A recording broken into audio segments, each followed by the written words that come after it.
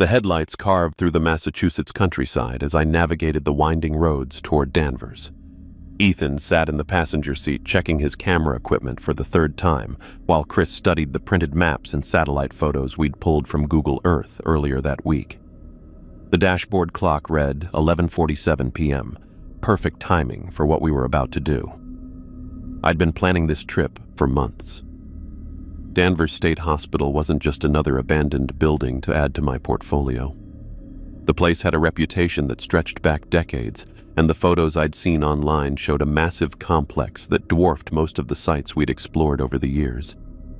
Built in the 1800s, abandoned in the 1990s, and somehow still standing while developers argued over what to do with the property. "Turn here," Chris said, pointing to a barely visible dirt road that branched off from the main street. The car bounced over potholes and broken asphalt as we wound through overgrown trees. No streetlights out here, just the kind of isolated darkness that made urban exploration both possible and dangerous. I'd been doing this for 12 years now, ever since college, and I still got the same surge of excitement when we approached a new site. The trees opened up and suddenly the hospital complex spread out before us. Even in the darkness, the main building dominated the landscape. 4 stories of red brick and broken windows, with additional wings extending in both directions like the arms of some sleeping giant. Smaller outbuildings dotted the grounds, most of them partially collapsed or overtaken by vegetation. I pulled into what had once been a visitor parking lot. Weeds pushed through cracks in the concrete, and a rusted chain-link fence ran along the perimeter, though it had been cut open in several places by previous explorers. We sat in the car for a moment, taking in the scale of what we were about to enter. "Man," Ethan said, breaking the silence. "This place is huge." I grabbed my camera bag from the back seat and checked that my flashlight was working. Chris did the same, while Ethan slung his backup lighting kit over his shoulder. We'd learned from experience that redundant equipment could mean the difference between a successful exploration and getting stuck in the dark. The night air hit us as we stepped out of the car. October in Massachusetts carried a chill that seemed to seep through our jackets immediately, and I could smell the dampness of fallen leaves mixed with something else, the musty odor of buildings that had been left to rot for too long. We approached the main entrance first, more out of habit than any expectation that the doors would be unlocked. Sure enough, the heavy wooden doors were secured with new chains and padlocks. But I'd done my homework on this place, and I knew from forum posts that other explorers had found reliable entry points. "This way," I said, leading them around the east side of the building. The broken window was exactly where the online reports said it would be. Someone had knocked out most of the glass months ago, and the opening was large enough for us to climb through without too much difficulty. I went first, using my flashlight to check the floor on the other side before dropping down into what had once been a day room. The smell hit me immediately. Mold, definitely, but also the kind of decay that comes from years of water damage and neglect. My flashlight beam revealed a space that had been picked over by countless explorers before us. Furniture overturned, debris scattered across the floor, graffiti covering most of the lower walls. Ethan and Chris dropped through the window behind me, their lights joining mine to illuminate more of the room. Patient files lay scattered everywhere, their manila folders water-stained and brittle. Most of the pages were illegible now, but I could make out fragments of text, admission dates from the 1980s, medication records, treatment notes written in the precise handwriting of doctors and nurses who had worked here decades ago. "Look at all this stuff," Chris said, kicking at a pile of forms near his feet. I pulled out my camera and started documenting what we found. This was always the first step: capture the initial state of a location before we disturbed anything. The day room stretched about 40 feet in each direction, with tall windows that would have let in natural light when the building was operational. Now they were mostly boarded up or broken, leaving the space in permanent darkness. A rusted wheelchair sat abandoned in one corner, its leather seat cracked and split. Medical equipment that I couldn't identify had been left on rolling carts, some of it still connected to electrical outlets by frayed cords. Everything looked like it had been abandoned in a hurry, as if the staff had simply walked away one day and never returned. "This place feels different," Ethan said as we moved toward the main corridor. He was right. I'd explored dozens of abandoned hospitals, factories, and schools over the years, and they all had their own atmosphere. But something about Danvers felt heavier, more oppressive than the others. Maybe it was just the scale of the place, or the way our voices seemed to get swallowed up by the darkness. The main corridor ran the length of the building, with patient rooms and treatment areas branching off on both sides. Our flashlight beams revealed more debris, broken glass, chunks of fallen plaster, furniture that had been dragged out of rooms and left in the hallway. The walls were covered in graffiti, most of it typical urban explorer tags, but some of it more elaborate artwork that must have taken hours to complete. Chris stopped at a nurse's station about halfway down the corridor. Behind the counter, he found a large, hardbound book that had somehow avoided the water damage that destroyed most of the papers. "Check this out," he said, brushing dust off the cover. "Patient registry." I moved closer as he opened it carefully. The pages were yellowed and brittle, but the ink had held up better than I expected. Names, admission dates, room assignments, all meticulously recorded in the same careful handwriting. Most of the entries were from the late 1980s, probably some of the last patients to be housed here before the hospital closed. "Take some photos of that," I told Chris. "Stuff like this doesn't survive in most places." While Chris documented the registry, I turned my attention to the walls around the nurses' station. Someone had painted murals here. Not graffiti, but actual artwork that looked like it might have been done by staff or patients when the hospital was still operating. Faded scenes of countryside landscapes, abstract patterns in blues and greens, even what looked like a portrait of a young woman in a nurse's uniform. The paint was peeling and water-stained now, but I could still make out enough detail to see that whoever had created these had real artistic skill. I spent several minutes photographing them from different angles, trying to capture what remained of the original work. "Where do you want to start?" Ethan asked as we regrouped at the nurse's station. I pulled out the floor plan I'd printed from an architectural website. The building was laid out in a cross pattern, with the main corridor running east-west and shorter wings extending north and south. Patient rooms filled most of the first floor, with treatment areas and administrative offices mixed in. The upper floors held more patient rooms, while the basement level contained the kitchen, laundry, and other service areas. "Let's work our way up," I said. "Ground floor first, then we'll check out the upper levels." The patient rooms we passed were mostly empty now, stripped of everything except the basic fixtures that had been too difficult or expensive to remove. Bed frames bolted to the floor, sinks with broken faucets, windows with heavy metal screens that were designed to prevent escapes rather than keep intruders out. Each room told its own story of abandonment. In one, someone had left behind a small pile of personal belongings, a hairbrush, a few photographs, a paperback novel with a bookmark still marking someone's place. In another, the walls were covered with what looked like patient artwork, crude drawings done in pencil and crayon that had somehow survived years of neglect. The building seemed to stretch endlessly ahead of us. Every corridor led to another hallway, every wing connected to additional sections that we hadn't even begun to explore. Treatment rooms, therapy areas, isolation cells with heavy doors and small windows, all of it abandoned and left to decay. We reached a stairwell at the junction between the main building and one of the wings. The metal steps looked solid enough, and I could see light from other explorers' flashlights reflecting off the walls of the upper levels. Other people had been this way recently, which meant the structure was probably safe to navigate. I stood at the bottom of the stairs and looked up at the darkness above us. 3 more floors waited to be explored, each one probably holding its own collection of forgotten rooms and abandoned equipment. This was the moment I lived for, standing at the threshold of discovery, knowing that we were about to see things that most people would never experience. The familiar rush of excitement coursed through me as I put my foot on the first step. After more than a decade of exploring abandoned places, I still felt that same thrill every time we entered somewhere new. Danvers State Hospital promised to be one of the most significant sites we'd ever documented, and we were just getting started. The metal stairs groaned under our weight as we reached the second-floor landing. My flashlight beam swept across another long corridor, this one lined with doors that hung open at odd angles.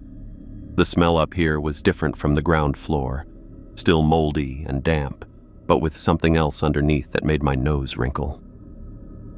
Ethan headed toward the first door we encountered, a patient room about 10 feet down the hallway. I watched him push it open and immediately jerk backward, his hand flying up to cover his nose and mouth. "Oh, Jesus," he said, his voice muffled behind his palm. I moved closer, raising my camera as my flashlight illuminated the small room. In the far corner, slumped against the wall, sat a figure in what had once been a white straitjacket. The fabric had yellowed and rotted in places, but the restraints were still intact around the torso. Where the face should have been, only bone and dried tissue remained, the skull tilted at an unnatural angle. The smell hit me then, sweet and cloying, the unmistakable odor of long-term decay. I'd never encountered an actual corpse during any of our explorations, but there was no mistaking what we were looking at. "David, we need to back away from this," Chris said from behind me, but I was already adjusting my camera settings. I took several photos from different angles, the flash briefly illuminating the entire room. The straitjacket showed no signs of having been disturbed recently. Dust had settled on the shoulders and lap area, and spider webs connected the figure to the wall behind it. This person had been sitting here for years, maybe decades. "Look, we should call the police," Chris said as I finished documenting the scene. "Someone died here and nobody ever found them." I lowered my camera and turned to face him. "And tell them what? That we broke into an abandoned building and found a body? We'd be arrested before they even sent anyone to investigate." "But someone's family has probably been wondering what happened to them for 20 years, I said. "This looks like a patient who got left behind when they closed the place. The body hasn't been moved or touched. Calling the cops now won't help them." Chris looked like he wanted to argue, but Ethan was already moving toward the next room. "Come on, let's see what else is up here." The second patient room held a metal bed frame with leather restraints still attached to the rails. Personal belongings had been scattered across the floor. A hairbrush with strands of gray hair still caught in the bristles. A small hand mirror with the glass cracked in a spiderweb pattern. Several bottles of pills with labels too faded to read. I photographed everything, trying to capture the details that told the story of who had lived in this space. The restraints looked like they'd been used regularly, with wear marks on the leather and rust stains on the metal buckles. Someone had carved initials into the wall next to the bed, RM 1989, probably marking their time in this room. The third room we checked had the same setup, but with more evidence of violence. The restraints had been torn apart, leaving shredded leather hanging from the bed frame. Deep scratches marked the walls around the bed, gouges that looked like they'd been made by fingernails clawing desperately at the paint and plaster. "This place is messed up," Ethan said, running his flashlight beam over the scratch marks. We continued down the corridor, checking room after room. Most of them contained similar scenes: abandoned belongings, broken furniture, restraints that spoke to the harsh treatment patients had endured here. The smell of death lingered in several rooms, though we didn't find any more bodies. Chris was getting increasingly uncomfortable, stopping frequently to wipe his nose or step back into the hallway when the odors became too strong. "How many people died in this place?" he asked after we'd checked about a dozen rooms. "Probably hundreds over the years it was operating," I said. These state hospitals weren't exactly known for their humane conditions. Ethan called out from a room near the end of the corridor. "Hey, check this out." I found him standing in what had clearly been a treatment room rather than a patient bedroom. Medical equipment filled the space. An examination table with more leather restraints, metal cabinets with glass doors that had been shattered, and in the center of the room, a large chair that made my stomach turn. The electroshock therapy equipment was still in place, though the leather straps had cracked and split with age. Wires snaked from the chair to a control panel mounted on the wall, and I could see scorch marks on the metal contacts where they would have been placed against patients' heads. They were still using this stuff in the 80s, Ethan said, running his fingers along one of the cracked straps. Can you imagine being strapped into this thing? I took several photos of the setup, trying to document the details without dwelling too long on what had happened here. The control panel had settings marked in increments that meant nothing to me, but I could see that someone had set the dials to maximum before abandoning the equipment. Papers scattered on the floor around the chair turned out to be treatment records, though most of them were too water-damaged to read. I could make out fragments, patient numbers, dates from the late 1980s, notes about resistance to treatment, and increased voltage necessary. Chris had moved to one of the metal cabinets and was examining the contents. More medication bottles, he said. Some of these drugs I've never heard of. The bottles were old, their labels faded but still partially legible. Names I didn't recognize, dosages that seemed excessive, and expiration dates going back 30 years. Someone had left these medications behind when the hospital closed, probably considering them too dangerous or outdated to transfer elsewhere. As I finished photographing the treatment room, I felt a growing certainty that this place held more secrets than most abandoned buildings. The systematic way everything had been left behind, the evidence of harsh treatment methods, the fact that at least one patient had died and been forgotten, it all pointed to a history that went beyond simple institutional neglect. The beam of my flashlight revealed another corridor extending deeper into the building, with more patient rooms and treatment areas waiting to be explored. Whatever had happened at Danvers State Hospital, we were only beginning to uncover the evidence of it. My camera's memory card was filling up faster than usual. The sheer volume of disturbing evidence on this floor demanded documentation, and I found myself taking multiple shots of details that would have been footnotes in other explorations. We'd been moving through the treatment wing for about an hour now, methodically checking each room and corridor, but the deeper we went, the more unsettling our discoveries became. I stopped at a section of hallway where the institutional green paint had been deliberately carved away. The markings weren't random scratches or typical explorer graffiti. Someone had taken considerable time to etch symbols into the plaster beneath the paint, geometric patterns that reminded me of ritualistic designs I'd seen in occult books. The lines were deep and precise, cut with something sharp enough to gouge through multiple layers. Dark stains radiated outward from each symbol like spilled ink. The discoloration had soaked into the wall's porous surface, creating irregular patterns that looked almost organic.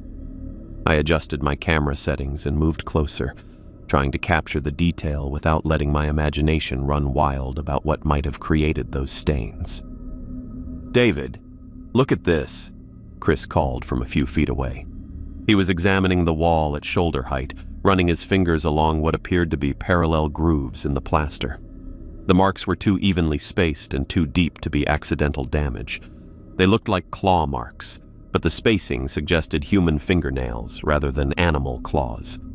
"Someone was really going at this wall," Chris said, pulling his hand back. "Look how deep these go." I photographed the scratch marks from several angles, noting how they seemed to cluster around the carved symbols. Whatever had happened in this corridor, it involved someone, or multiple people, in extreme distress. The scratches showed desperation, the kind of frantic clawing that comes from panic or pain. My camera flash illuminated the scene in stark black and white, but something about the way the light bounced off the walls made me pause.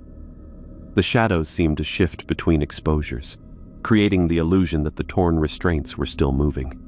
I lowered the camera and blinked hard, trying to clear the afterimages from my vision. Chris had moved back into the hallway and was examining more of the carved symbols.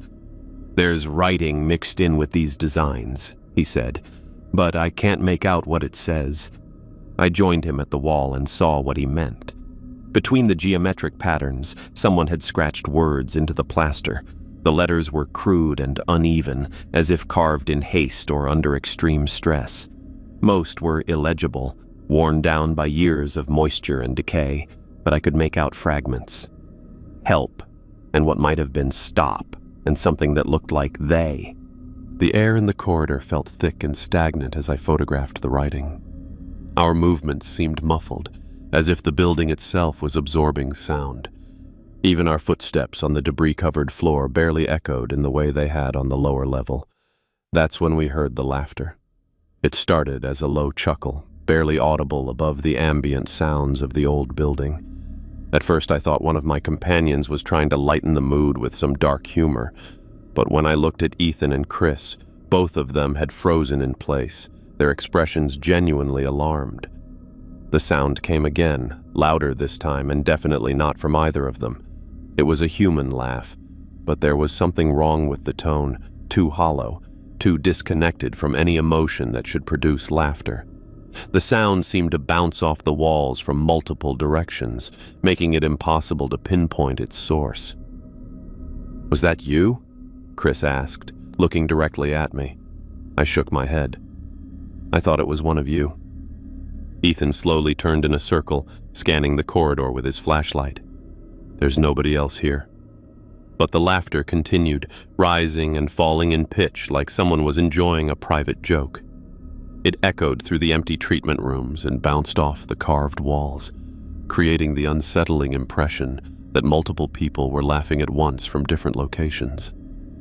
We moved closer together without discussing it. Whatever was producing that sound, none of us wanted to face it alone. I kept my camera ready, though part of me wasn't sure I wanted to photograph whatever we might encounter.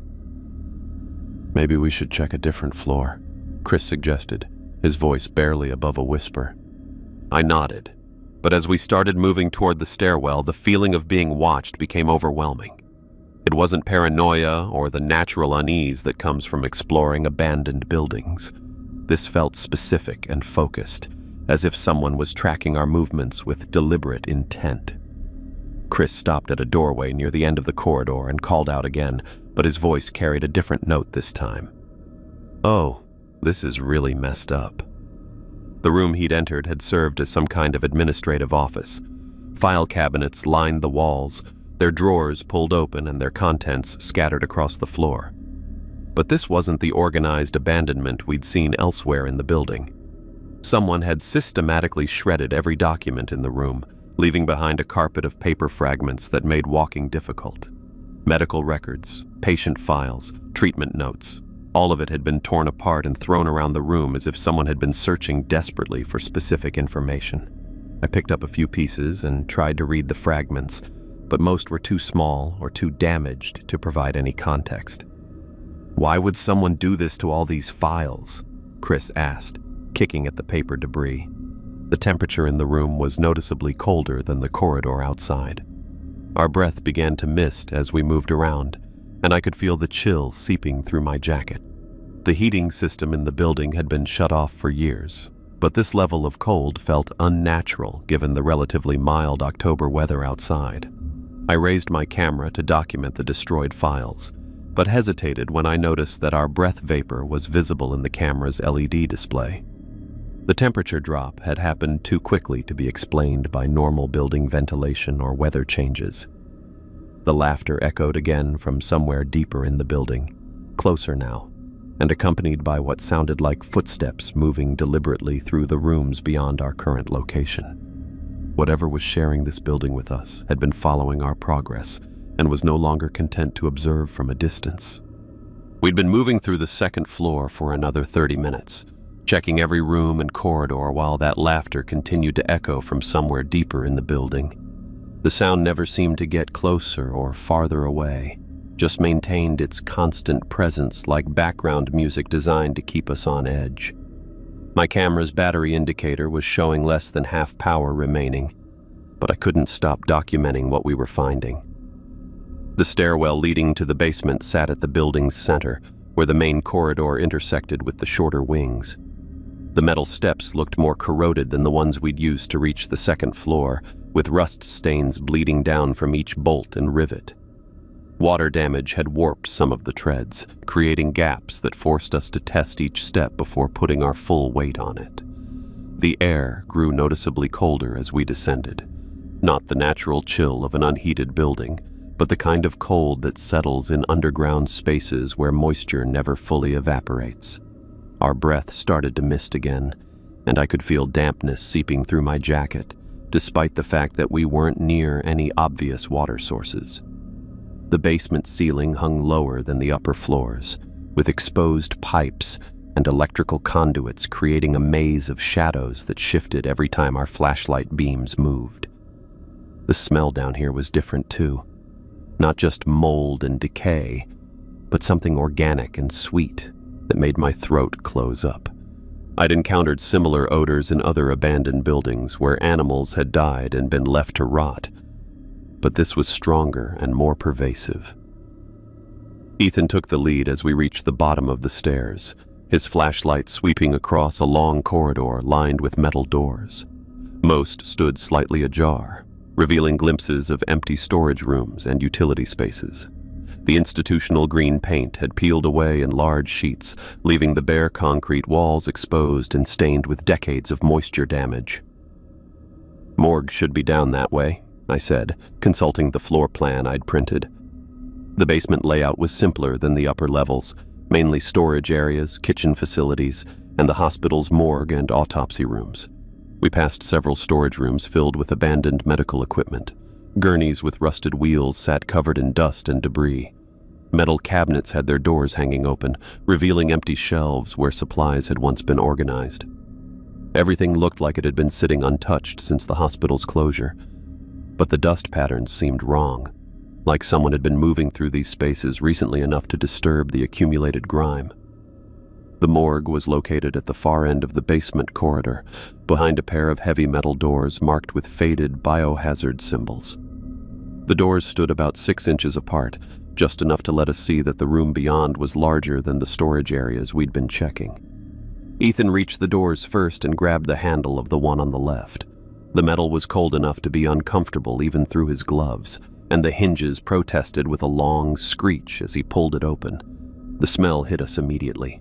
That sweet, cloying odor of decomposition amplified tenfold. Chris stumbled backward, covering his nose and mouth with both hands. I forced myself to step forward and raise my camera, though every instinct told me to retreat. My flashlight beam swept across the morgue's interior and stopped on something that made my stomach drop. In the center of the room, suspended from the ceiling by thin metal wire, hung a human corpse.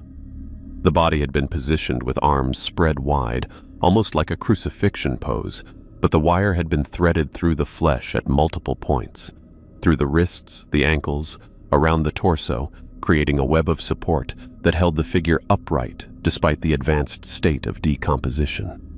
The wire had cut deep into the tissue over time, creating grooves where the metal had slowly worked its way through skin and muscle. Behind me, Chris made a choking sound, and then I heard him retching violently. The noise echoed off the concrete walls and mixed with the sound of liquid hitting the floor. I adjusted my camera settings and forced myself to examine the scene more closely. This wasn't another patient who had died and been forgotten during the hospital's operation. The condition of the remaining flesh and clothing suggested the body had been here for months, not decades. More importantly, the deliberate positioning and the wire arrangement showed this had been set up by someone else. The floor around the suspended figure was marked with fresh scratches in the concrete, long gouges that looked like they'd been made by something being dragged across the surface. The scratches formed rough patterns that radiated outward from directly beneath the corpse, as if whatever had been moved around this room had been heavy and difficult to maneuver. I took several photos from different angles, the camera flash briefly illuminating the entire morgue. The sudden bright light revealed details I'd missed with just the flashlight. More wire arrangements along the walls, empty body drawers that had been pulled out and left open, and what looked like additional staining on the floor that extended beyond the immediate area around the suspended figure.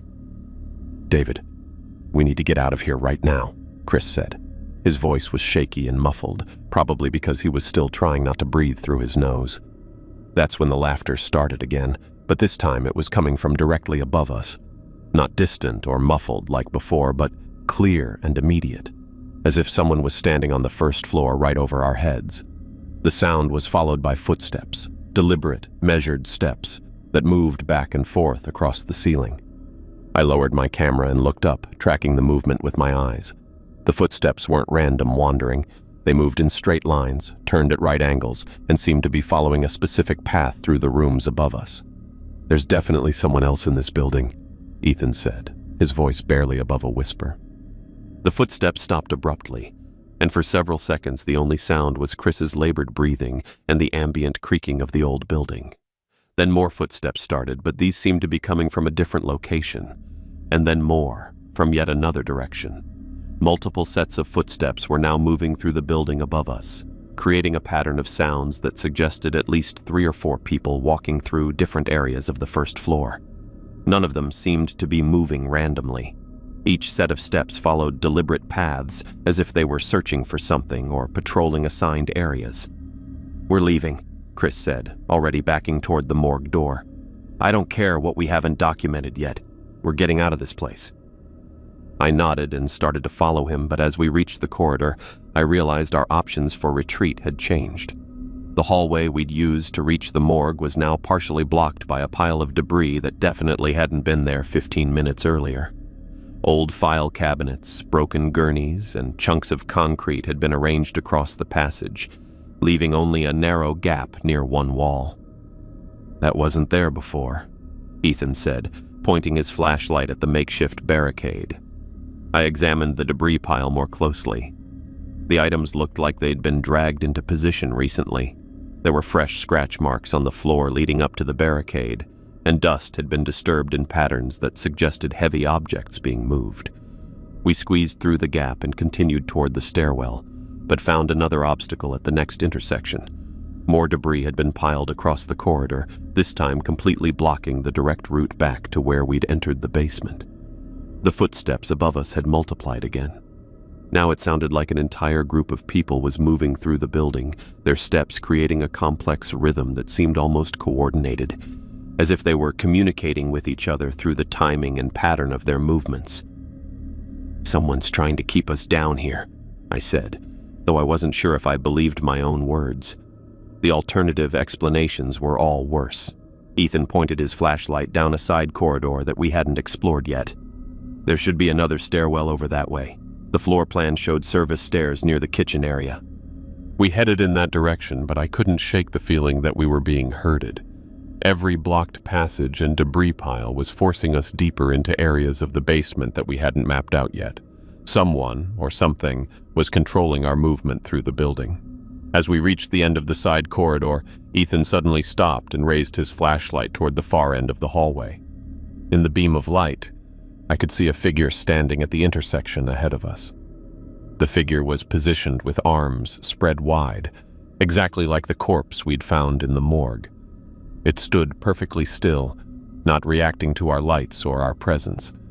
From this distance, it was impossible to make out details, but the posture and positioning were unmistakable. "Is that?" Ethan started to ask. I raised my camera and zoomed in as much as possible, but before I could take a photo, Chris grabbed my arm. "Don't," he said. "Just don't." When I looked back toward the intersection, the figure was gone. Our combined flashlight beams illuminated empty corridor, with no sign that anyone had been standing there. The empty corridor stretched ahead of us, but I couldn't shake what we'd just seen. The figure had been there, standing in that crucifixion pose, arms spread wide, and then it was gone like we'd imagined the whole thing. But I knew we hadn't. The image was burned into my vision, and from the way Ethan and Chris were breathing, they'd seen it too. We needed to get out of the basement. Whatever was happening in this building had escalated beyond documentation or exploration. I folded the floor plan and shoved it into my jacket pocket, then started back toward the service stairwell that Ethan had spotted earlier. The corridor felt longer than it should have.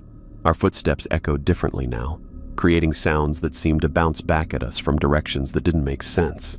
I kept glancing over my shoulder, expecting to see that spread-armed figure materializing behind us, but the hallway remained empty. When we reached the service stairs, I grabbed the rusted handrail and started climbing. The metal was ice cold through my gloves, and each step groaned under our weight. Behind me, Chris was moving faster than usual, practically pushing against my back in his eagerness to get away from the basement level. We emerged onto the first floor through a doorway I didn't remember seeing during our initial sweep. The hallway looked familiar but somehow different, the same institutional green walls and debris-covered floor, but the spacing between doorways seemed off. I pulled out my flashlight and checked the corridor in both directions. "The exit should be that way," I said, pointing toward what I thought was east. We'd entered through a broken window on the building's east side, and according to my mental map, we should be able to retrace our path back to the day room where we'd first climbed inside. But as we walked, nothing looked right. The hallway stretched longer than it should have, and doors that had been opened during our earlier exploration were now closed. Some rooms we passed looked completely different, empty spaces where I remembered seeing furniture or medical equipment in places that had been cleared out before. 10 minutes into our trek back toward the exit, I smelled smoke. The odor was faint at first, like someone burning paper in a distant room, but as we continued walking, it grew stronger and more acrid. Orange light began to flicker along the walls ahead of us, casting dancing shadows that moved independently of our flashlight beams. "That's coming from our exit route," Ethan said, his voice tight with worry. We rounded the corner and saw flames filling the corridor ahead.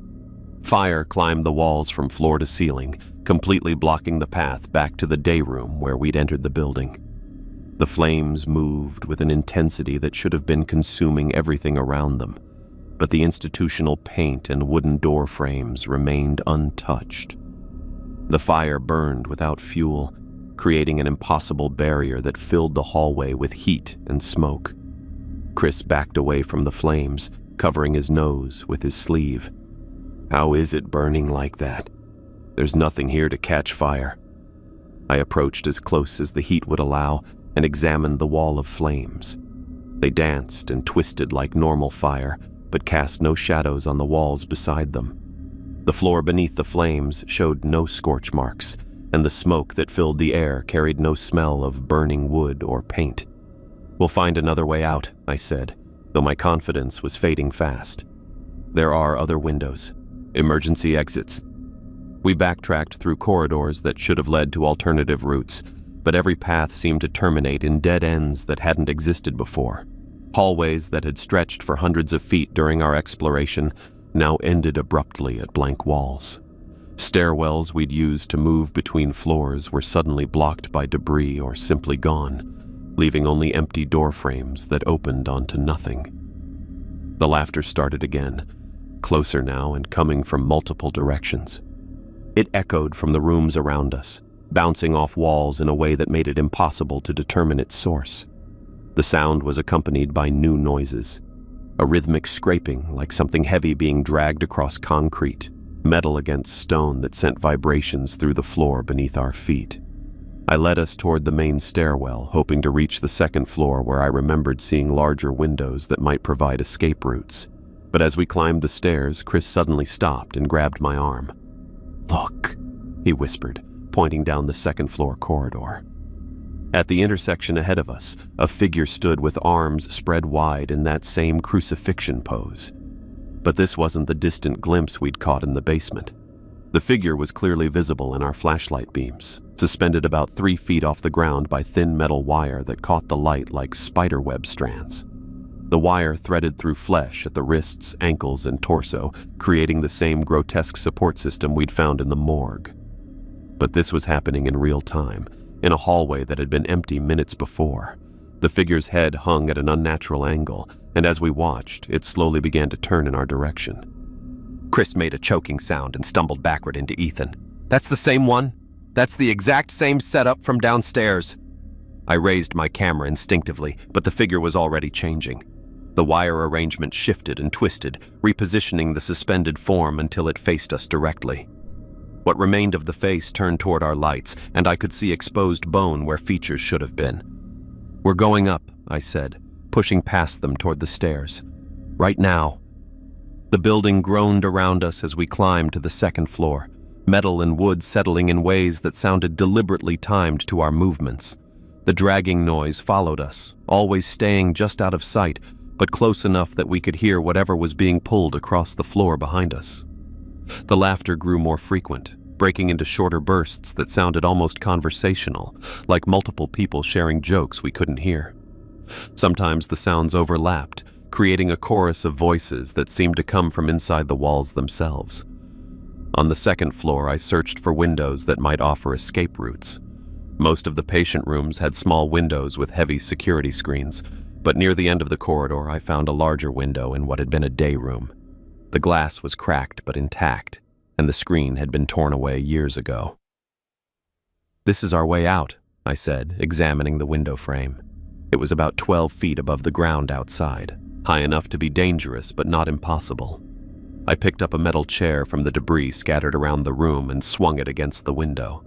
The glass shattered on the second impact, sending shards cascading down to the ground below. Cold October air rushed into the room, carrying the smell of fallen leaves and freedom. "Ethan goes first," I said, helping him position himself at the window. "Then Chris, then me." Ethan swung his legs over the sill and hung from the frame for a moment before dropping to the ground. He landed hard, but stayed on his feet, immediately backing away from the building and calling up to us. "Come on, just drop." Chris was next. He got his legs over the windowsill and was preparing to drop when something grabbed him from behind. His scream cut through the night air as invisible hands wrapped around his torso and yanked him backward into the room. I lunged forward and grabbed his arms, trying to pull him back toward the window, but whatever had him was incredibly strong. Chris's eyes were wide with terror as he was dragged away from the opening, his fingers clawing at the floor for purchase. "David!" he screamed. "Don't let them take me!" But the force pulling him was too powerful. His hands slipped from mine, and he was hauled backward into the darkness of the corridor. I could hear him struggling, his voice echoing through the building as he called my name over and over. The sounds moved deeper into the building, growing fainter and more distorted as if Chris was being dragged through areas that were impossibly far away. His voice changed pitch and tone, becoming hollow and distant until I could barely make out the words. I stood at the window, torn between jumping to safety and following Chris into whatever hell had claimed him. But the building around me was already shifting again, walls creaking and settling in ways that suggested the entire structure was rearranging itself. "David!" Ethan's voice carried from below. "You have to jump! Now!" The laughter exploded around me, coming from every direction at once, a celebration of victory that made my skin crawl. I could still hear Chris somewhere in the distance, but his voice was fading fast. I climbed onto the windowsill and jumped. The ground rushed up faster than I expected. I hit hard, my right leg folding under me with a crack that sent pain shooting through my entire body. The sound of bone snapping was unmistakable, and immediately I knew something was seriously wrong. I rolled away from the building, using my arms to drag myself across the dead grass and broken concrete. Behind me, the hospital had gone completely silent. No more laughter, no more footsteps, no more dragging sounds. Even Chris's voice had disappeared entirely. Ethan reached me and tried to help me stand, but my leg wouldn't support any weight. The pain was overwhelming, and I could feel the broken bone shifting inside my calf every time I moved. "We have to go back for him," I said through gritted teeth. "Chris is still in there." "We can't," Ethan said, looking back at the building. "Look at it." The hospital loomed against the night sky, every window dark and empty. Nothing moved in the corridors we'd just escaped, and no sounds came from the interior. It was as if the building had returned to being just an abandoned structure, holding no trace of the horrors we'd experienced inside. Ethan helped me crawl toward our car, supporting my weight as I dragged my useless leg behind me. Every few feet I looked back at the hospital, hoping to see some sign of Chris or hear his voice calling for help, but the building remained silent and still. By the time we reached the parking lot, I was shaking from pain and shock. Ethan got me into the passenger seat and started the engine, but I couldn't take my eyes off the hospital's dark windows. "We're coming back," I said as we drove away. "As soon as I can walk, we're coming back for him."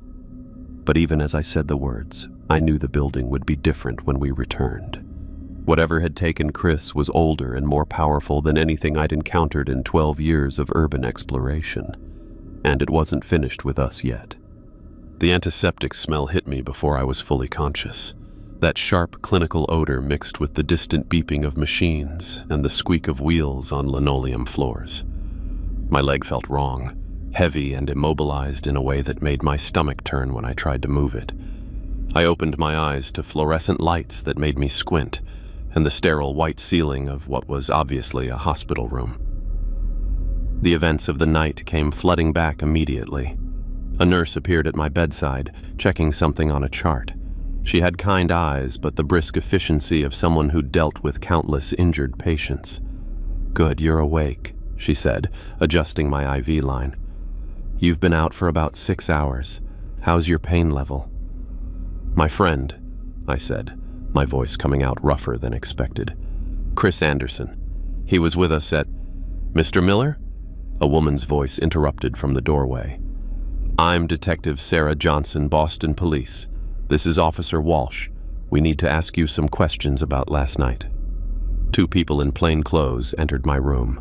Detective Johnson was a woman in her early 40s with graying hair pulled back in a practical ponytail. Her partner looked younger, maybe late 30s, with the kind of mustache that police officers seem to favor. Both carried themselves with the authoritative posture I'd learned to recognize from years of being questioned about trespassing incidents.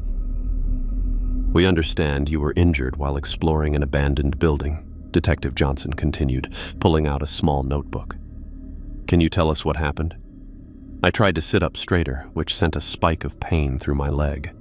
The cast extended from my ankle to just below my knee, and I could feel the break throbbing underneath the plaster. "My friend Chris is missing," I said. "He's still in that building. You need to send a search team to Danvers State Hospital right now." Officer Walsh exchanged a look with his partner. "Mr. Miller, we've already spoken with Ethan Rodriguez. He gave us a statement about your activities last night." "Then you know what happened. You know Chris was taken." Detective Johnson flipped through her notebook.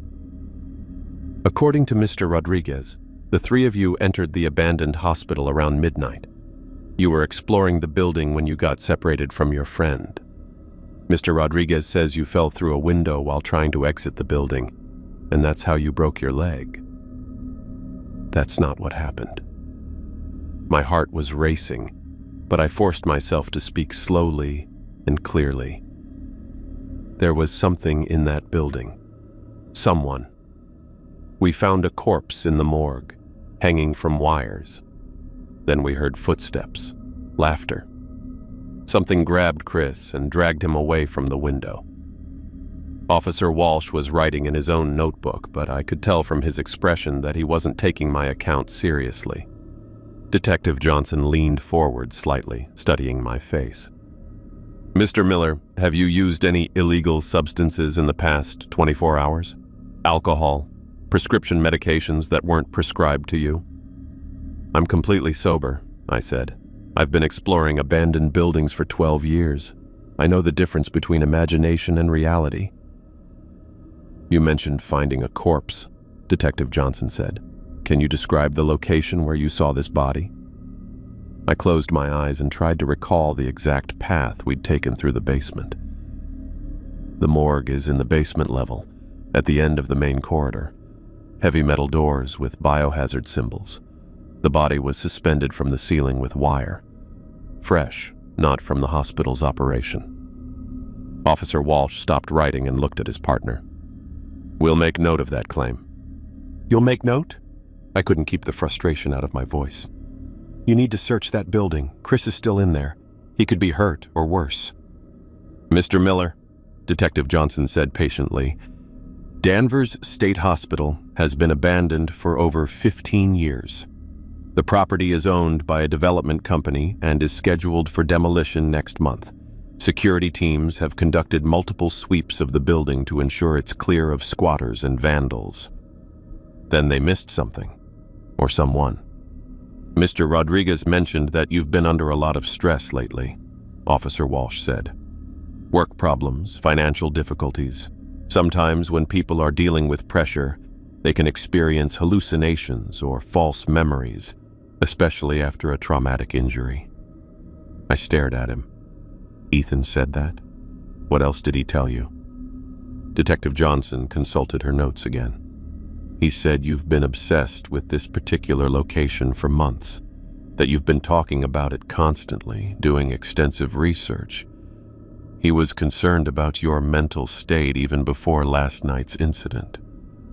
The betrayal hit me harder than the physical pain in my leg. Ethan knew exactly what we'd experienced in that building. He'd seen the suspended corpse, heard the laughter, watched Chris being dragged away. But instead of corroborating my story, he was making me sound unstable. "Can I talk to Ethan? Is he here?" "Mr. Rodriguez has given his statement and is no longer involved in this investigation," Officer Walsh said. He seemed pretty shaken up by the whole experience. Sometimes people cope with trauma by creating elaborate explanations for events they don't understand. I realized they thought I was the one having a breakdown, that my story about supernatural forces and hanging corpses was the product of injury-induced delirium or psychological stress. Nothing I said was going to convince them that Chris was in real danger. "What about the missing person report?" I asked. "Chris's family needs to know he's missing." "We've contacted the Anderson family," Detective Johnson said. "They're aware that their son was involved in an incident. Mr. Rodriguez told us that Chris often goes off on his own for days at a time without contacting anyone. Urban explorers apparently aren't known for checking in regularly." That was complete nonsense. Chris was the most responsible member of our group, the one who always made sure someone knew our plans and expected return times. But clearly Ethan had painted a very different picture for the police. Officer Walsh closed his notebook and put it away. "Mr. Miller, you're being charged with breaking and entering. You'll receive a court date in the mail. In the meantime, I strongly advise you to stay away from the Danvers property. The building is structurally unsound and dangerous for unauthorized persons." "You're not going to search for Chris?" "Based on the information we have," Detective Johnson said, "there's no evidence that Mr. Anderson is missing against his will or in immediate danger. We'll keep the report on file, but our investigation is essentially closed." They left me alone with the steady beeping of monitors and the weight of knowing that I was the only person who understood what had really happened, the only person who believed Chris was still trapped in that nightmare. I reached for the phone beside my bed and dialed Ethan's number. It went straight to voicemail. I tried again 5 minutes later with the same result. On my third attempt, I got a recorded message saying the number was no longer in service. Ethan had changed his phone number. He was cutting all contact, abandoning Chris, and making sure I couldn't pressure him to tell the truth about what we'd experienced. The nurse returned to check on me, and I asked when I could be discharged. She told me the doctor wanted to keep me for observation until the following afternoon, making sure there were no complications from the break or signs of head injury from my fall. That gave me almost 24 hours to figure out my next move. The police weren't going to help. Ethan had chosen to pretend nothing supernatural had happened. Chris's family apparently believed he was just off on another exploration trip. I was completely on my own. But I wasn't giving up. Chris was still alive. I had to believe that. And he was counting on me to find him. The thing that had taken him was connected to that building's history, to whatever horrors had happened there during its years of operation. If I was going to save my friend, I needed to understand what we'd really encountered. I needed to learn everything I could about Danvers State Hospital. The discharge paperwork took longer than expected, but by 3 in the afternoon I was finally limping out of the hospital on crutches. My right leg felt foreign and clumsy in the cast, and the pain medication made everything slightly fuzzy around the edges. The nurse had given me strict instructions about keeping weight off the broken bone, but I needed to move. Sitting still meant thinking about Chris trapped somewhere in that building while everyone else pretended nothing had happened. My car was still in the hospital parking garage where Ethan had left it. He'd brought me my keys that morning along with a mumbled apology about talking to the police, but I could tell he was already distancing himself from the whole situation. The conversation had been awkward and brief, and I knew he wouldn't be answering my calls anytime soon. Getting into the driver's seat with the cast was awkward, but I managed to position my legs so I could reach the pedals with my left foot.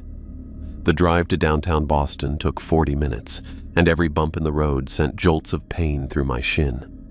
I kept thinking about what Detective Johnson had said, that Danvers was scheduled for demolition next month. If that was true, then whatever had taken Chris would soon be buried under rubble and concrete, along with any chance of finding him. The Boston Public Library's main branch on Copley Square had always been my go-to resource for research projects. The massive stone building housed one of the most comprehensive archives in New England. and I'd spent countless hours there during college working on history papers. If there were answers about Danvers State Hospital, this was where I'd find them. The reference librarian, a middle-aged woman with reading glasses hanging from a chain, directed me to the microfilm section in the basement. I set up at one of the viewing machines and started with the most basic search terms. Danvers State Hospital, Danvers Insane Asylum, Massachusetts Mental Health. The initial results were exactly what I expected. Standard historical summaries about the hospital's founding in 1878 as part of the state's network of mental health facilities. Articles about overcrowding in the 1940s and 1950s. Reports about budget cuts and staffing shortages in the 1980s. A brief mention of the facility's closure in 1992 and its eventual demolition in 2006. But none of this explained what we'd encountered. I needed to dig deeper. I expanded my search to include terms like patient deaths, investigations, and missing persons. That's when the real information started surfacing. A 1958 article from the Salem Evening News described the unexplained death of 3 patients in a single week. The hospital administration had attributed the deaths to complications from existing conditions, but family members questioned why their relatives had been healthy during recent visits. The article quoted a hospital spokesman saying the deaths were unfortunate but not unusual given the severity of mental illness. Another piece from 1963 detailed the disappearance of a patient named Robert Morrison. He'd been admitted for depression following his discharge from the Korean War, but had vanished from his locked ward sometime during the night shift. Security searches of the building and grounds turned up nothing. The hospital claimed Morrison had somehow escaped, but his family insisted he'd been improving and had no reason to run away. I printed both articles and kept searching. The deeper I went into the archives, the more disturbing the pattern became. Between 1950 and 1970, dozens of patients had either died unexpectedly or disappeared entirely from Danvers State Hospital. Most of the deaths were attributed to suicide or medical complications, but the frequency was far higher than other state facilities. The disappearances were even more troubling, patients simply vanishing from secure wards with no explanation. A 1965 investigative series by the Boston Globe caught my attention. The reporter had spent months documenting suspicious deaths at several Massachusetts mental health facilities, with Danvers featuring prominently in his findings. The articles described patients being transferred to special research programs and never returning to the general population. Family members were told their relatives had been moved to other facilities, but when they tried to locate them, no records could be found. I adjusted the microfilm and kept reading. The reporter had uncovered evidence of government funding for psychological research programs at Danvers and other state hospitals. The research was connected to Cold War intelligence operations, specifically projects designed to develop interrogation techniques and psychological warfare methods. The program details made my stomach turn. Sensory deprivation experiments where patients were kept in complete darkness and silence for weeks. Drug trials using experimental compounds that induced hallucinations or complete personality changes. Surgical procedures on the brain performed without proper anesthesia or patient consent. All of it conducted on people who had been committed for minor mental health issues and had no legal advocates to protect them. One article included a partial list of experimental subjects, identifying them only by patient numbers and admission dates. Patient number 2847, admitted March 1959 for anxiety disorder, subjected to 14 days of sensory deprivation followed by experimental drug therapy. Patient number 3012, admitted June 1960 for depression, underwent experimental neural modification in September of the same year. Neither patient appeared in hospital records after their experimental treatments. I printed everything I could find, but the most important discovery came in a heavily redacted government document from 1967. The Defense Department had conducted an internal investigation into the psychological research programs after several facilities reported irregularities in their operations. Most of the document was blacked out, but I could make out fragments of the findings, references to unauthorized procedures resulting in subject mortality. mentions of improper disposal of deceased subjects to avoid detection, a recommendation that all evidence of non-sanctioned activities be destroyed to prevent exposure. The final paragraph was partially visible. The Danvers facility has been instructed to terminate all experimental activities and dispose of remaining evidence. Any surviving subjects should be transferred to secure federal facilities where their condition can be properly monitored. I sat back in my chair, staring at the microfilm screen. The government had known about illegal experiments at Danvers. They'd known people were being killed, and instead of prosecuting anyone or providing justice for the victims, they'd simply covered it up and moved the operations elsewhere. The printed articles filled a thick folder by the time I finished my research. I spread them out on a nearby table and started mapping connections between the different cases. The timeline was clear. Between 1950 and 1970, Danvers State Hospital had been a testing ground for psychological warfare techniques that violated every principle of medical ethics. Hundreds of patients had been subjected to illegal experiments, and many had died or disappeared as a result. Their bodies had never been properly accounted for. Their families had never learned the truth about what happened. And according to Dr. Phillips, who I now realized must have witnessed some of these atrocities, the trauma and injustice had somehow imprinted itself on the building. The corpse we'd found hanging in the morgue, the laughter echoing through empty corridors, the invisible hands that had dragged Chris away from the window. None of it was random supernatural activity. It was connected to decades of torture, murder, and cover-ups that had never been exposed or prosecuted. Chris hadn't just been taken by ghosts. He'd been claimed by the spirits of people who had suffered the same fate. Victims of illegal experiments who had died alone and forgotten, their deaths hidden by bureaucratic silence. I gathered my research and headed back to my car as the library prepared to close. The cast made walking awkward, but I barely noticed the discomfort. My mind was racing with the implications of what I'd discovered. The building wasn't just haunted. It was a crime scene that had never been properly investigated. And if I was right about the connection between the historical atrocities and current supernatural activity, then Chris was probably being held in the same underground areas where the original experiments had taken place. I loaded the folder of documents into my passenger seat and started the drive home. The October evening was getting dark, and the thought of that massive hospital looming empty in the countryside made me shiver. But I also felt something I hadn't experienced since watching Chris disappear. A sense of purpose.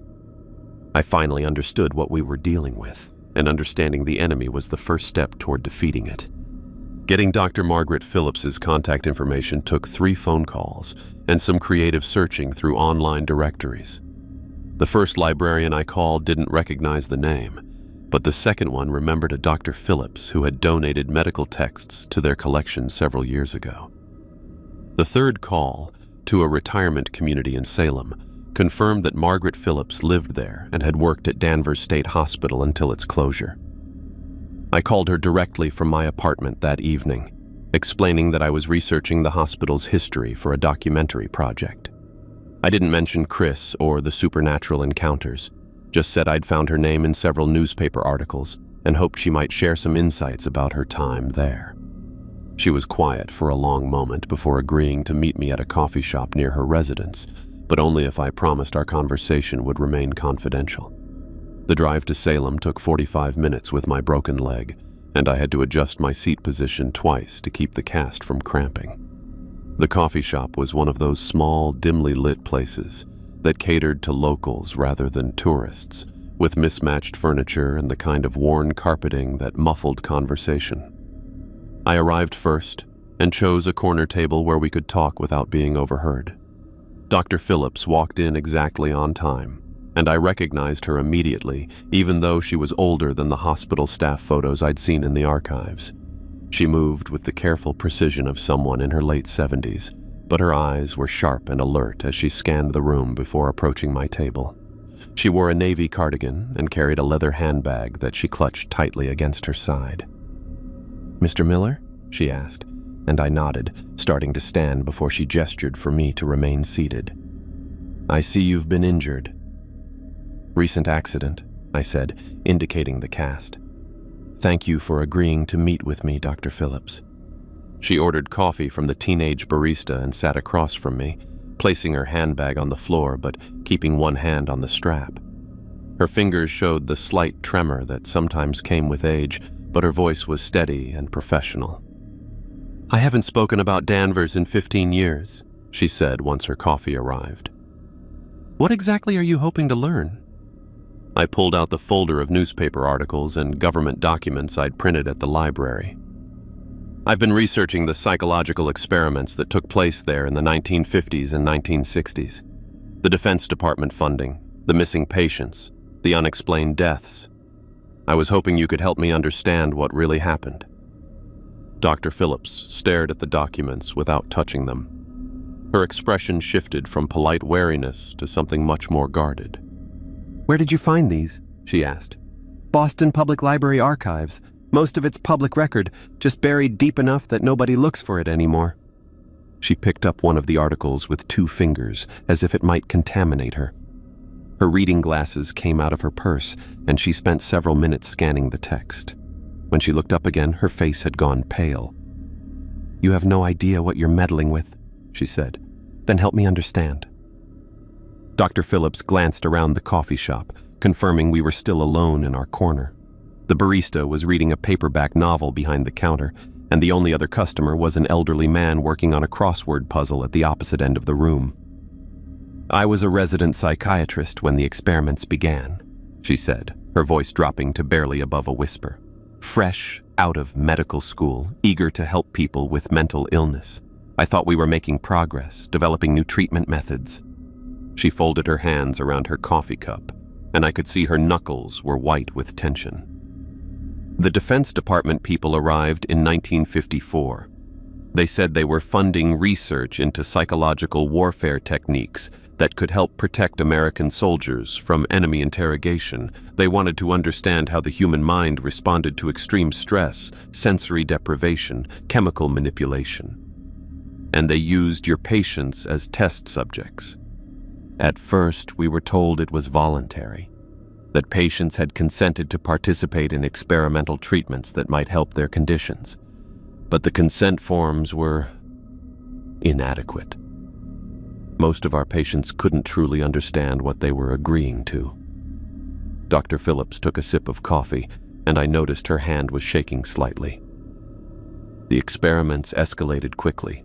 Sensory deprivation chambers where patients were kept in complete darkness and silence for weeks. Drug trials using compounds that hadn't been tested on animals, let alone humans. Surgical procedures on brain tissue performed without proper anesthesia because the researchers wanted to observe conscious reactions." My stomach turned as I imagined what those patients had endured. How many people died? Officially, the hospital recorded normal mortality rates for a psychiatric facility. Unofficially, she shook her head. Dozens, maybe more. Any patient who died during experimental procedures was listed as having succumbed to their original mental illness or complications from standard treatment. What happened to the bodies? Dr. Phillips looked around the coffee shop again, as if expecting someone to be listening. That's where things became truly horrific. The researchers couldn't risk autopsies that might reveal evidence of their experiments, so they disposed of the bodies themselves in unmarked graves on the hospital grounds. No families were notified, no proper burial ceremonies, just disposal. I thought about the corpse we'd found hanging in the morgue, positioned with the same deliberate arrangement as the figure that had later appeared in the hallway. Did you ever witness any of these experiments personally? I tried to avoid the research wings, but sometimes I was required to evaluate patients before and after their treatments. The changes were devastating. People who had been admitted for mild depression or anxiety became completely catatonic or developed severe psychosis. Some patients would claim they could see other people in their rooms, dead people, and they would describe individuals who matched the appearance of previous experimental subjects. The hair on my arm stood up. The patients could see the dead? In the final years of my employment, these reports became more frequent. Patients would describe seeing figures in the hallways, hearing voices from empty rooms, feeling invisible hands touching them during the night. The staff began experiencing similar phenomena. Equipment would move on its own, doors would slam shut with no wind, and there were sounds, laughter, screaming, conversations, coming from areas of the building that had been empty for years. She leaned forward, lowering her voice even further. I began to believe that the trauma and injustice of what we had done had somehow imprinted itself on that place. The building absorbed so much suffering and death that it couldn't contain it anymore. The victims were making themselves known, demanding acknowledgement for what had been done to them. What happened when the hospital closed? The federal investigators came in 1970 after too many rumors started spreading. They shut down the experimental programs and destroyed most of the documentation. Any staff who had been directly involved were transferred to other facilities or given new positions with the understanding that they would never discuss what they had witnessed. Dr. Phillips' voice became even quieter. But the cover-up went deeper than just transferring personnel. Local law enforcement was instructed to discourage any investigation into the hospital's history. Reporters who asked too many questions found their access blocked. Family members who demanded answers about missing relatives were told the records had been lost in administrative reorganization. I thought about Detective Johnson's dismissive attitude toward my claims about finding a corpse, about how quickly she'd closed the investigation into Chris's disappearance. Over the years, Dr. Phillips continued, several investigators and urban explorers have gone missing near the old hospital site. The police always conclude they ran away or had accidents in other locations, but I know better. That place is still claiming victims. Dr. Phillips, I need to tell you something. I wasn't researching this for a documentary. She studied my face, and I could see understanding beginning to dawn in her expression. My friends and I were exploring the hospital 2 nights ago. We found a corpse in the morgue, exactly like you described. And one of my friends, something took him, dragged him back into the building. The police won't believe me, but I know he's still in there. Dr. Phillips went completely still. Her coffee cup remained frozen halfway to her lips, and the color drained entirely from her face. You went inside that building? She whispered. Chris is still trapped there. The spirits of the people who died in those experiments. They took him, and I think they're going to do to him what was done to them, unless I can get him out. She set down her coffee cup with a sharp click against the saucer. You need to forget about your friend and leave this alone, immediately. I can't do that. You don't understand what you're dealing with, she said, her voice urgent now. Those experiments didn't just kill people. They broke them in ways that go beyond physical death. The trauma was so severe that it damaged their souls, their ability to move on from this world. They're trapped in that building, reliving their torture over and over, and they'll pull anyone they can into that cycle. She reached into her handbag and pulled out a manila folder that looked like it had been hidden for decades. The edges were yellowed with age, and the cover was marked with official-looking stamps. I've kept these documents for 27 years, waiting for someone brave enough to expose what happened. Patient records, experiment protocols, a hand-drawn map of the unmarked burial sites on the hospital grounds. Everything I could save before they destroyed the official files. She slid the folder across the table to me. But if you're smart, you'll take this to a journalist or federal investigator and let them handle it. Don't go back to that building yourself. What if my friend is still alive? Dr. Phillips stood up, leaving her coffee half-finished. Then he's probably wishing he wasn't. I'm sorry, Mr. Miller, but there are some things that are beyond saving. Some places that should remain undisturbed. She gathered her handbag and headed for the door, but stopped and looked back at me one final time. If you ignore my advice and go back there anyway, remember this. The spirits in that building aren't evil by nature.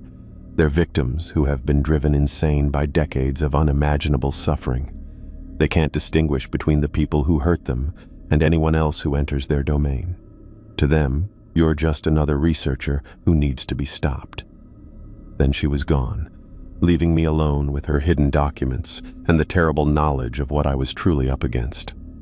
I opened the folder carefully, and the first page was a patient roster from 1962, listing names, admission dates, and experimental procedures. Most of the entries ended with the notation "subject deceased," followed by a burial grid reference number. I counted 47 names on the first page alone. 47 people who had died in agony and been buried in unmarked graves. Their families never told the truth about what happened. Chris was trapped with the spirits of 47 torture victims who had been driven mad by what was done to them, and I was the only person who knew he was there. I spread Dr. Phillips's documents across my kitchen table, the manila folder's contents looking even more disturbing under the harsh apartment lighting. My broken leg throbbed as I shifted positions in the chair, but I ignored the pain and focused on organizing the papers by date and subject matter. The patient records formed the largest section, dozens of individual files documenting admissions, treatments, and deaths between 1954 and 1970. Each file contained a photograph stapled to the upper right corner, showing faces that ranged from confused and hopeful to completely vacant. These people had entered Danvers seeking help for depression, anxiety, or mild behavioral issues. None of them had consented to what actually happened. Patient number 2847 was named Janet Morrison, a 31-year-old teacher admitted in March 1959 for what her family doctor had diagnosed as nervous exhaustion. The experiment protocol attached to her file described 14 days of complete sensory deprivation, followed by administration of an unnamed compound that induced persistent auditory and visual hallucinations. Her final entry was dated April 15, 1959. Subject expired during procedure, cause listed as cardiac arrest related to pre-existing anxiety condition. I forced myself to read through file after file, each one documenting systematic torture disguised as medical research. Robert Chen, a Korean War veteran admitted for nightmares, subjected to experimental sleep deprivation until he suffered a complete psychotic break. Maria Santos, a young mother experiencing postpartum depression, given experimental drugs that caused permanent brain damage before she died from what was recorded as complications from her original condition. The experiment protocols were even worse than the individual cases. Detailed procedures for inducing psychological breakdown through isolation, pain, and chemical manipulation. Instructions for conducting brain surgery on conscious subjects to observe their reactions. Methods for disposing of bodies to avoid detection by outside authorities. Dr. Phillips had been right. This wasn't just medical malpractice. It was systematic torture that had driven its victims beyond normal death into something far worse. The hand-drawn map showed the hospital grounds from an aerial perspective, with buildings, roads, and landscaping marked in careful detail. But what made my stomach turn were the small X marks scattered across the property, each one labeled with a patient number and burial date. I counted over 60 marked graves, most clustered behind the main building in what had once been a wooded area. Chris wasn't just being held by ghosts. He was trapped with the spirits of 60 torture victims who had been murdered and buried in unmarked graves, their deaths covered up by the same institutions that should have protected them. The laughter we'd heard, the footsteps tracking our movements, the hands that had dragged him back into the building. All of it came from people who had suffered unimaginable trauma and never received justice. I pulled out my phone and tried calling Chris's number again, knowing it was pointless but needing to try. The call went straight to voicemail, and his cheerful greeting felt like a punch to the chest. Wherever he was, whatever was happening to him, I was probably his only hope of getting out alive. The research had taken 2 hours, and outside my apartment window, the October evening had grown completely dark. I looked at my reflection in the glass and saw someone who looked exhausted and desperate. My leg cast made me slow and clumsy. I had no backup support since Ethan had abandoned the situation, and I was planning to return to a building that had already nearly killed me once. But I also understood what we were dealing with now. The entities at Danvers weren't random supernatural forces. They were specific victims with identifiable histories and grievances. Dr. Phillips's documents gave me their names, their stories, and most importantly, a detailed map of the hospital layout, including areas we hadn't explored during our first visit. The underground sections where the experiments had taken place. The basement morgue where we'd found the suspended corpse. the network of tunnels and storage areas that connected different parts of the complex. If Chris was being held somewhere in that building, the map would help me find him. I gathered the documents and limped into my bedroom, where I kept my exploration equipment in a large duffel bag. Most of my gear was still back at the hospital. We'd left everything behind when we'd fled through the window, but I had backup supplies for exactly this kind of situation. Heavy-duty LED flashlights with extra batteries, 50 feet of climbing rope rated for more weight than I'd ever need, a crowbar for forcing doors or breaking through barriers, work gloves, a first aid kit, and a digital camera to document whatever I found. I added a portable phone charger in case I needed to call for help, though I doubted cell service would work inside those basement levels. The last item I packed was a printout of all my research, copies of the library articles, Dr. Phillips's patient files, and the burial site map. If something happened to me, if I ended up joining Chris as another missing person, at least the evidence would survive. Someone else might eventually find it and expose the truth about what had happened at Danvers. I sealed the research copies in a waterproof document bag and placed it in the duffel along with everything else. The bag was heavier than I would have preferred given my broken leg, but I needed every piece of equipment if I was going to have any chance of success. My laptop was still open on the kitchen table, and I pulled up a blank document to write what might be my final explanation of events. If the police found my body, if my family needed answers about why I'd made this choice, I wanted them to understand that I hadn't been driven by reckless stupidity or supernatural delusions. To whoever finds this letter, my name is David Miller, and I'm documenting the truth about Danvers State Hospital in case I don't return from tonight's rescue attempt. My friend Chris Anderson is being held in that building by forces that most people would dismiss as impossible, but the evidence I've gathered proves that supernatural activity at this location is directly connected to decades of illegal human experimentation and mass murder. I wrote for 20 minutes, summarizing everything from our initial exploration to Dr. Phillips's revelations about the government cover-up. I included specific details about the patient files, the burial sites, and the connection between historical atrocities and current supernatural manifestations. If anyone ever investigated my disappearance, they'd have a complete roadmap to uncover the truth. The letter filled 2 pages when I finished. I printed it, signed it, and left it on my kitchen counter where my landlord would find it if I didn't return to pay next month's rent. Then I gathered my car keys, loaded the duffel bag into my passenger seat, and started the drive back to Danvers. The October night was cold and clear, with no moon visible through my windshield.